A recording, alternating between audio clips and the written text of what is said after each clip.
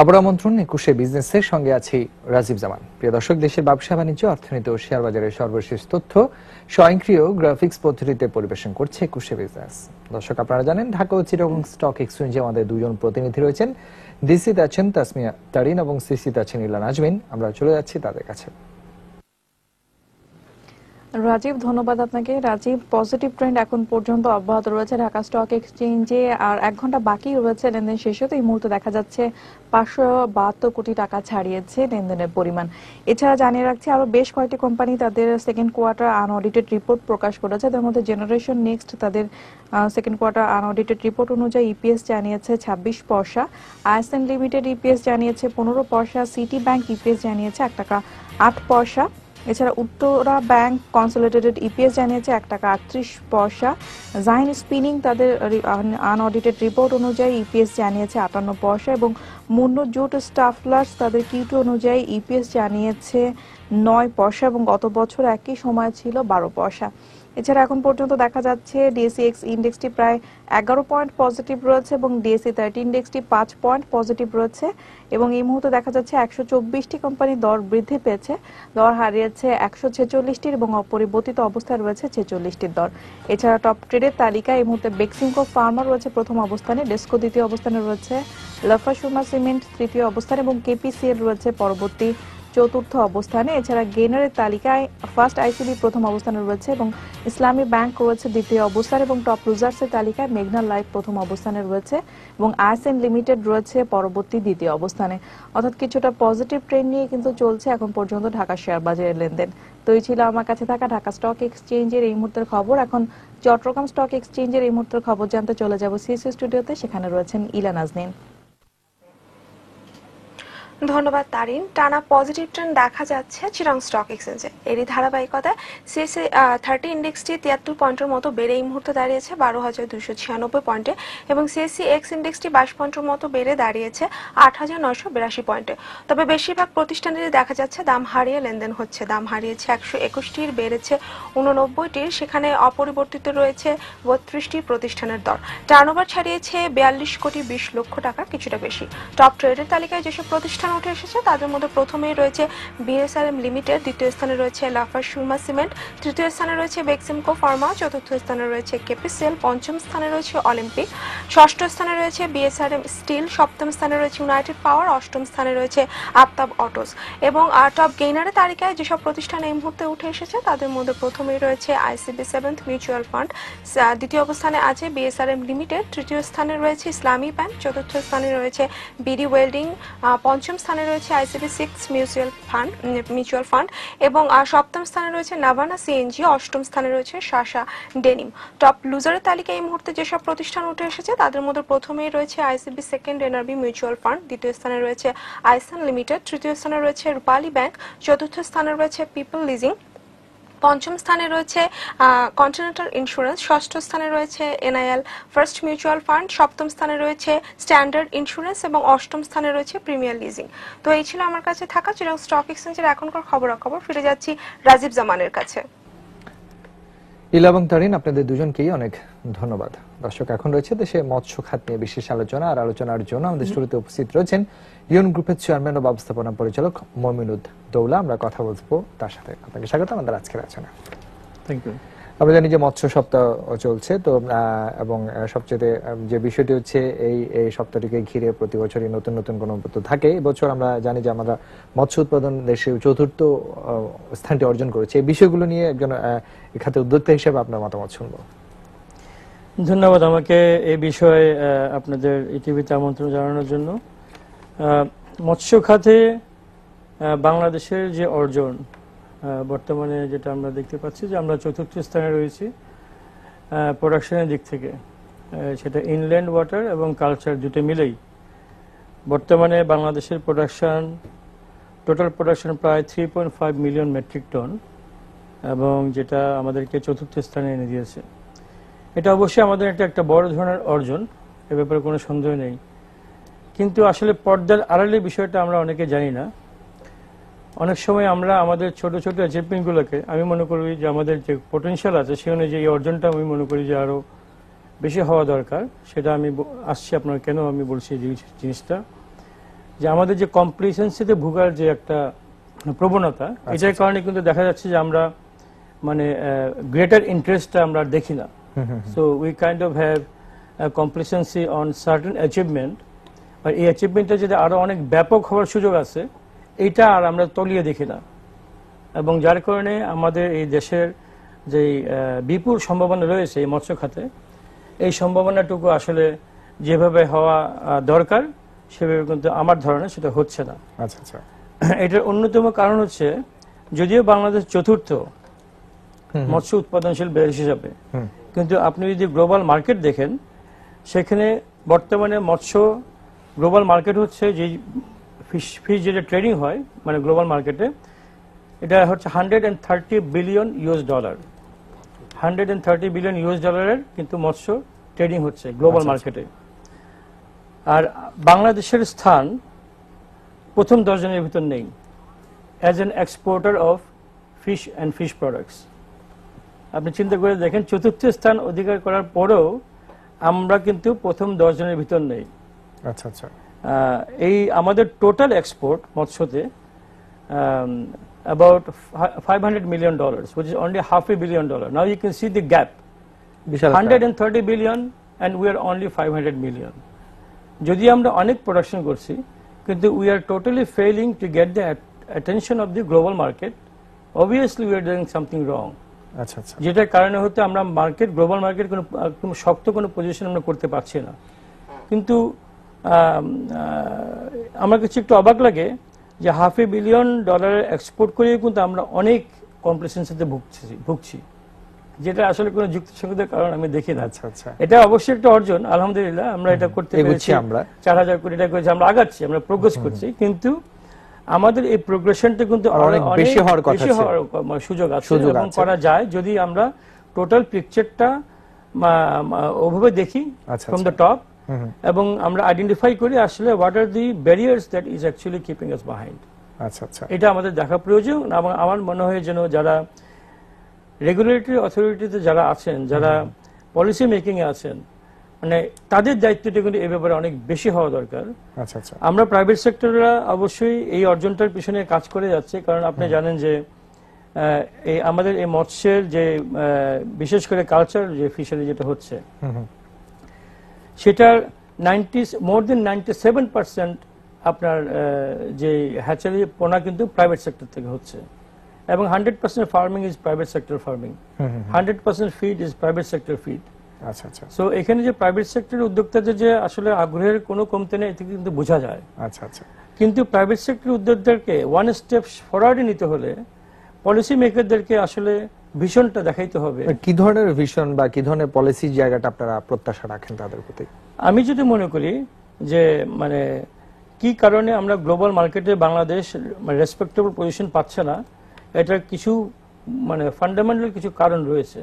তার মধ্যে 1 নম্বর কারণ হচ্ছে যে আমাদের যে হ্যাচারি ব্যবস্থাপনা এবং হ্যাচারির যে প্রোডাকশন হচ্ছে, এই হ্যাচারি প্রোডাকশন কিন্তু not up to the standard. আচ্ছা আচ্ছা। মানে যেভাবে আমরা হ্যাচারির পণ্য উৎপাদন করছি এবং যে কোয়ালিটির উৎপাদন করছি, মূল সমস্যা হচ্ছে যে এখানে আমরা অনেক ইনব্রিডিং প্রবলেম সৃষ্টি করছি। তার মানে এটা জেনেটিক্যাল ইনব্রিডিং বলে, মানে we are not paying attention to the progeny of the মানে ব্রুডস। কারণ অধিকাংশ হ্যাচারিরা যারা করছে তারা কিন্তু এই টেকনোলজি কিভাবে ম্যানেজ করতে হয় তারা কিন্তু তাদের মানে অত জ্ঞান কিন্তু তাদের নেই। আচ্ছা আচ্ছা। এটা একটা কারণ। আরেকটি বিষয় হচ্ছে যে আমাদের যে হাই ডেন্সিটিতে মাছ চাষ করতে হলে যে সয়েল কোয়ালিটি এবং ওয়াটার কোয়ালিটির কে যেভাবে ব্যালেন্স করতে হবে, because that's the main environment for fish to grow. আচ্ছা আচ্ছা। এবং ফিডের যে কোয়ালিটি হওয়া দরকার, এই তিনটার সমন্বয়ে কিন্তু ultimately the environment the fish that lives in, যেখানে ফিশগুলো বড় হয় এবং সেখানে মার্কেটেবল যোগ্য হয়, মার্কেটের খাবার যোগ্য হয়। এখানে কিন্তু বিরাট টেকনোলজির সমস্যা রয়েছে, জ্ঞানের সমস্যা আছে এবং টেকনোলজির সমস্যা আছে, যেখানে আমাদের কিভাবে সয়েল এবং ওয়াটার মাছের জন্য আপনার উপযোগী করে তুলতে হবে, এবং ফিডের যে কোয়ালিটি সেটা অবশ্যই মানে কনজিউমার ফ্রেন্ডলি করতে হবে, ফিশ ফ্রেন্ডলি না। এই অভিযোগটা কিন্তু প্রায়শই আসে যে খাবারের মাছের যে আমাদের দেশীয় জাতগুলো সেগুলো ধ্বংস হয়ে যাচ্ছে, প্রপার টেস্টটা পাচ্ছে না, বা কোনো কোনো জায়গায় খেতে গিয়ে স্মেল আসছে, বাজে স্মেল আসছে। এই অভিযোগগুলো নিয়ে আপনারা কি মনে করেন? হ্যাঁ, এই অভিযোগগুলো আসলে কিছু আছে আমাদের কন্ট্রোলে নেই, কিছু আছে আমাদের কন্ট্রোলে আছে। আচ্ছা আচ্ছা। যে জিনিসটা আমাদের কন্ট্রোলে নেই সেটা হচ্ছে যে যেহেতু আমাদের ইকোলজিক্যাল ইমব্যালেন্সের কারণে দেশীয় প্রজাতিগুলো আসলে কমে যাচ্ছে, ন্যাচারাল ব্রিডিং কম হচ্ছে। তো সুতরাং আমরা যেটা অর্জন করেছি যে এই দেশীয় প্রজাতিগুলোকে আপনার সাস্টেইন করার জন্য আমরা কিন্তু কৃত্রিম প্রজননের সেই ব্যবস্থা করেছি, এবং তার মাধ্যমে কিন্তু আমরা এখন দেশীয় প্রজাতিগুলো কিন্তু মানে সাপ্লাইয়ের দিক থেকে কিন্তু আমরা সেটা মানে কন্টিনিউ করার জন্য আমরা কিন্তু চেষ্টা করছি এবং করে যাচ্ছি। তো এই যে আপনার মানে ন্যাচারাল প্রোডাকশন থেকে যখন একটু সায়েন্টিফিক প্রোডাকশন আসবে, যে যে জেনেটিক যে চেঞ্জটা, এই চেঞ্জের কারণে কিন্তু টেস্ট কিছু ভেরিয়েশন হবে। এটা কিন্তু we have no control on that. এটা আসলে খুব বেশি রাইট। এটা আপনি মনে করেন যে চাল যখন ন্যাচারালি হতো আর এখন যেভাবে হয়, there is a variation of taste. যখন আমাদের যারা দাদা নানাদেরকে জিজ্ঞেস করেন যে 50 বছর আগের চাল আর এখনকার চালের মধ্যে কিন্তু they can tell the variance of taste. আচ্ছা আচ্ছা। কিন্তু আমরা যারা অ্যাডাপ্ট করে ফেলে তারা কিন্তু বুঝতে পারছি না, তাই না? তো ওরকম ভাবেই মাছ যেহেতু এই ট্রান্সফরমেশন প্রসেসটা খুব বেশি দিনের না, হয়তো আরো এক জেনারেশন 2 জেনারেশন পরে কিন্তু টেস্টটি কিন্তু অ্যাডাপ্টেড হয়ে যাবে। সুতরাং এটা আমাদের কন্ট্রোল নেই। আরেকটা জিনিস যেটা আপনি বলেছেন যে মাছের যে texture and smell and taste, যেটা অনেক সময় কনজিউমার ফ্রেন্ডলি না, এটা কিন্তু আমি মনে করি যে এটার কন্ট্রোল আমাদের আছে। আমরা চাইলে কিন্তু এটাকে কনজিউমার ফ্রেন্ডলি করতে পারি, টেক্সচারের দিক থেকে নিয়ে, টেস্টের দিক থেকে নিয়ে, স্মেলের দিক থেকে মানসম্পন্ন একটা প্রোডাক্ট তৈরি করা। মূলত এই জিনিসটা আসে কিন্তু water quality and feed quality থেকে। ফিডের কোয়ালিটি যদি কনজিউমার ফ্রেন্ডলি হয়, নট ফিশ ফ্রেন্ডলি। আপনি মনে করেন ফর এক্সাম্পল পাঙ্গাস ফিশটা আমরা প্রচুর খাই বাংলাদেশে, এবং পাঙ্গাস কিন্তু খুব অ্যাগ্রেসিভ ইটার। আচ্ছা আচ্ছা। পাঙ্গাসকে আপনি যাই দেবেন সে তাই খাবে।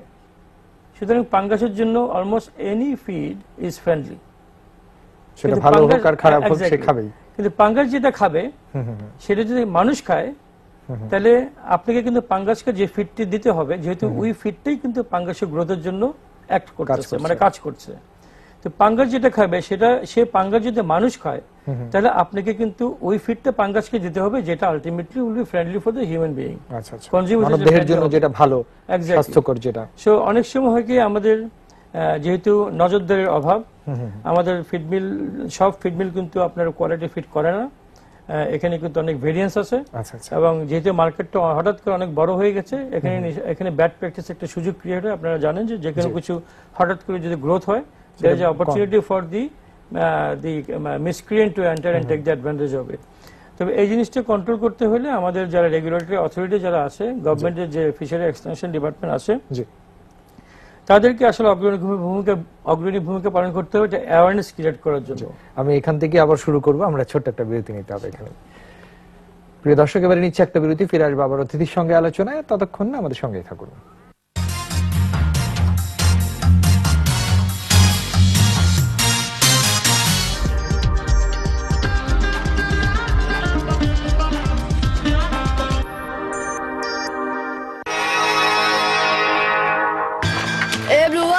এটা ধর আর আইসক্রিমটা দে।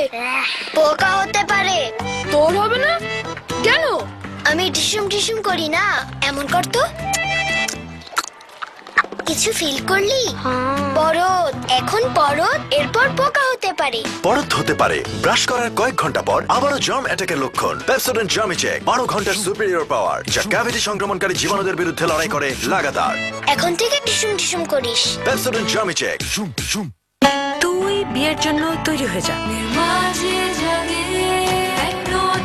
বাবা, তুমি ঠিকই বলছো, বিয়ে করে নিব। ভালো চাকরি, নিজের বাড়ি, ওয়েল সেটেলড।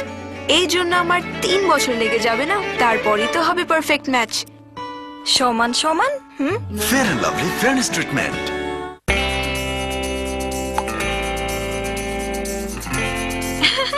আবার আমি না দেখলে কে দেখবে? বেস্ট ফ্রেন্ড না? বাবা এত ভালোবাসা, তোমায় বেঁধে রাখবো চুলে? এই চুল পড়া নিয়ে বেঁধে রাখবি? চিন্তা নেই, সমাধান আছে। নতুন Parachute extra care hair oil. এটি মেথি, আমলকি, অ্যালোভেরা ও নারকেল তেলের মিশ্রণে বিশেষভাবে তৈরি। দেয় এক্সট্রা পুষ্টি, চুল পড়া কমায় লক্ষণীয়ভাবে 45 দিনেই। পারফেক্ট, এই চুলে ভাইয়াকে বেঁধে রাখতে পারবি। Parachute extra care hair oil ব্যবহার করার পরামর্শ কাছের মানুষই দেয়। সিল্ক এসেন্স ও বিশ্বের সেরা পারফিউম সমৃদ্ধ সৌন্দর্যের জগতে নতুন রূপে লাক্স, যা দেবে সুবাসিত কোমলতা। সুবাসিত কোমল স্পর্শে ডুবে যেতে দাও। ব্যাস একটুখানি লাক্স। 5 কোটি টাকার ফেয়ারনেস চ্যালেঞ্জে একদিকে ফেয়ার এন্ড লাভলি, অন্যদিকে আছে 300-400 টাকার বিদেশি ক্রিম। কার ফেয়ারনেস বেশি ভালো? চলো টেস্ট করে দেখি। এটা একটা 300 টাকার বিদেশি ক্রিম, আর এটা Fair and Lovely advanced multivitamin cream. Fair and Lovely fairness থেকে ভালো? প্রশ্নই আসে না। ফেয়ার এন্ড লাভলি 5 কোটি টাকার চ্যালেঞ্জ।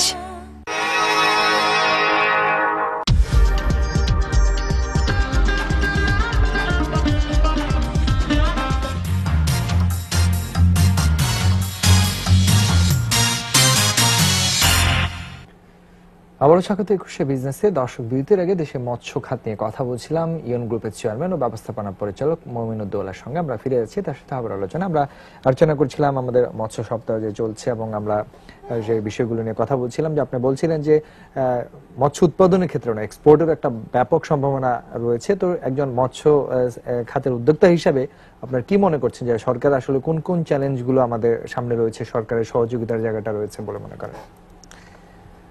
ধন্যবাদ। আসলে একটু আপনাকে স্ট্যাটিস্টিক্যাল ডাটা আমার দেওয়া প্রয়োজন। সেটা হচ্ছে যে আমি একটু আগে বলেছি যে $130 বিলিয়ন মার্কেটে বাংলাদেশের এক্সপোর্ট অর্জন মাত্র $500 billion. So we are really behind, অথচ আমরা কিন্তু 4th largest producer in the whole world, সারা বিশ্বের মধ্যে চতুর্থ আমরা। আপনি যদি পার্শ্ববর্তী দেশের দিকে তাকান, ইন্ডিয়া থেকে কিন্তু আমরা বেশি উৎপাদন করি। আচ্ছা আচ্ছা। কিন্তু অবাক ব্যাপার যে ইন্ডিয়া কিন্তু মোর দেন $3 বিলিয়ন ফিশ এক্সপোর্ট করে। আচ্ছা আচ্ছা। আমাদের থেকে 6 গুণ বেশি, অথচ আমরা সেখানে অনেক পিছনে আছি। এটা একমাত্র রিজন হচ্ছে India is exporting high value fish. আচ্ছা আচ্ছা। এবং হাই ভ্যালু ফিশের দিকে তারা কিন্তু মৎস্য সেক্টরকে উৎসাহিত করছে, এবং তারা এটাকে আপনার মানে সুযোগ ক্রিয়েট করে দিচ্ছে উদ্যোক্তাদের জন্য। For example, Bangladesh one of the shrimp producing country in the world. আমাদের দেশে শুধু ব্র্যাকিশ ওয়াটার শ্রিম্পের জন্য প্রায় 170,000 হেক্টর আমাদের কিন্তু ব্র্যাকিশ ওয়াটার শ্রিম্প আমরা করতে পারি। এটা কিন্তু ন্যাচারালি গড গিফটেড, আল্লাহ তাআলা এমনি ফ্রি দিয়ে দিয়েছেন আমাদের। 170,000 hectare in such a small country.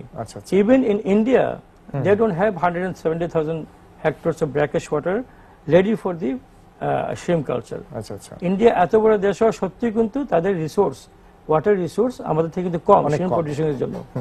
আপনি যদি কম্পেয়ার করেন থাইল্যান্ডের সাথে, Thailand only has about 60,000 hectares. আচ্ছা আচ্ছা।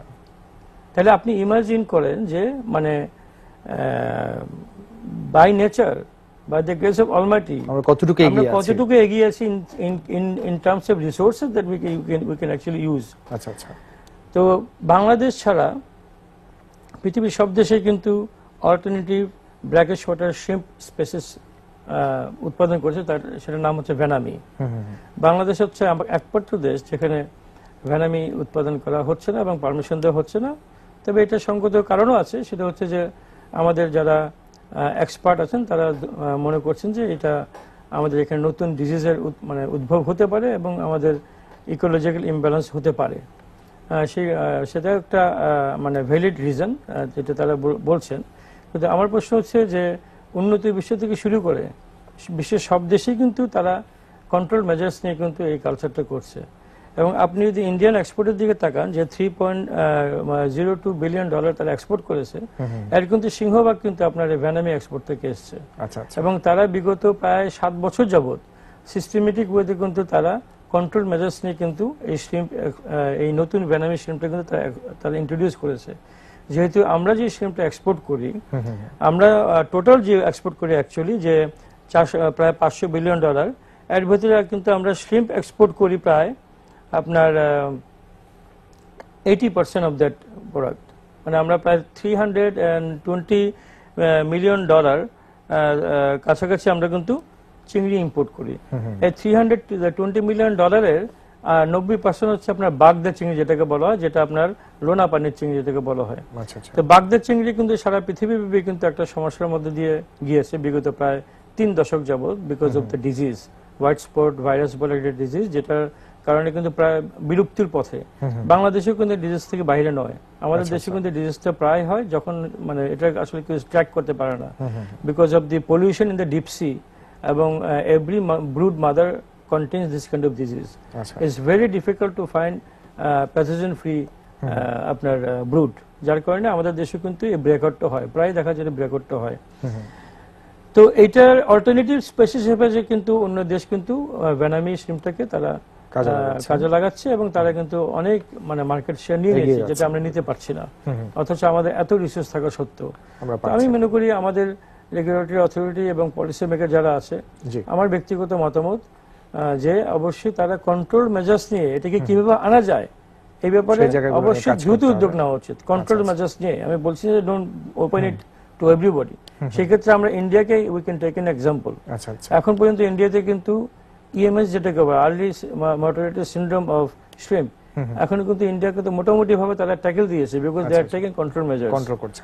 তো ওগুলো আমরা যদি ওদেরকে টেকনোলজি কাজে লাগাতে পারি, we can take the technology of US, যারা স্পেসিফিক প্যাথোজেন ফ্রি ব্রুড তৈরি করতেছে, মানে সেটা আমরা কাজে লাগাতে পারি আমাদের এই technology. So we have to really start having alliance to make sure that this species can help us to grow our aquaculture export.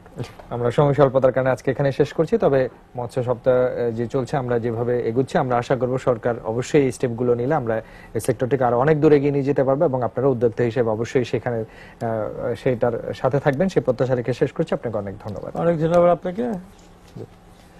প্রিয় দর্শক, এতক্ষণ দেশের মৎস্য খাত নিয়ে কথা বলছিলেন ইয়ন গ্রুপের চেয়ারম্যান ও ব্যবস্থাপনা পরিচালক মমিনুদ্দৌলা। দর্শক, এবারে নিচ্ছে আরো একটা বিরতি, বেলা আড়াইটায় আবারও ফিরে আসবো 21শে বিজনেস। ততক্ষণ আমাদের সঙ্গেই থাকুন।